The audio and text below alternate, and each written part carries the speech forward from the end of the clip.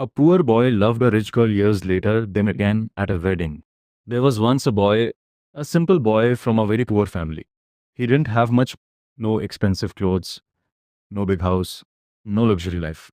But he had something rare, a heart full of dreams and pure love. In the same town, there lived a girl. She was everything he wasn't.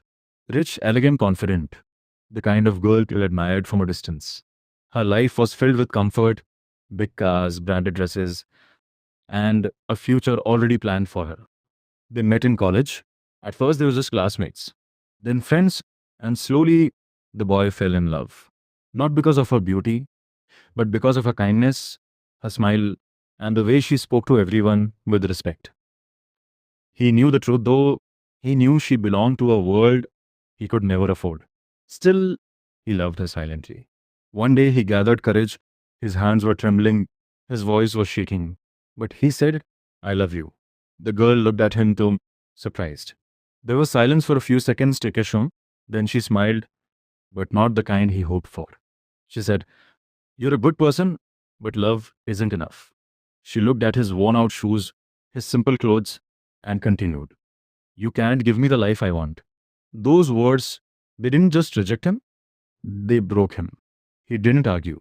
He didn't beg. He just nodded and walked away. That day, he didn't lose love. He found reality. Years passed, life changed, people changed. And so did he. The boy who once had nothing bari started working day and night. He failed many times, but he never gave up. Because somewhere those painful words stayed with him. He worked harder than ever before. He learned, he struggled, he grew. His life started changing.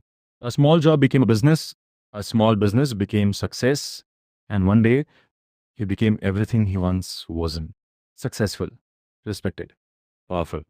But deep inside, he was still that same boy.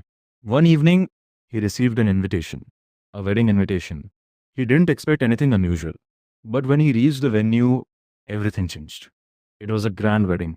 Lights everywhere, glitter, music, laughter, luxury beyond imagination. And then he saw her, the same girl, dressed as a bride.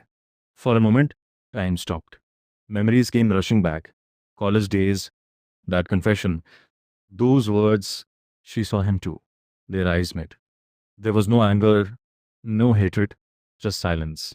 She walked towards him slowly. He stood still. She said softly, You've changed. He smiled. Yes, life had to. There was a pause. She looked down Tal, then said, I was wrong. He didn't reply immediately.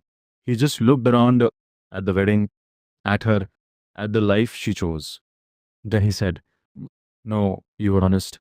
She looked at him, confused. He continued, You wanted a life of comfort, and I couldn't give you that back then. A tear rolled down her cheek.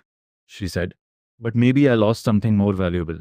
He smiled again, this time a little deeper. Maybe we both did. At that moment, someone called her. It was time for the ceremony. She turned to leave, but before going, she asked, Are you happy? He paused, looked at her one last time, and said, Yes, I am.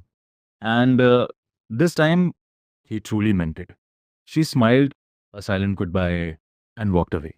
He didn't stop her. He didn't look back. Because sometimes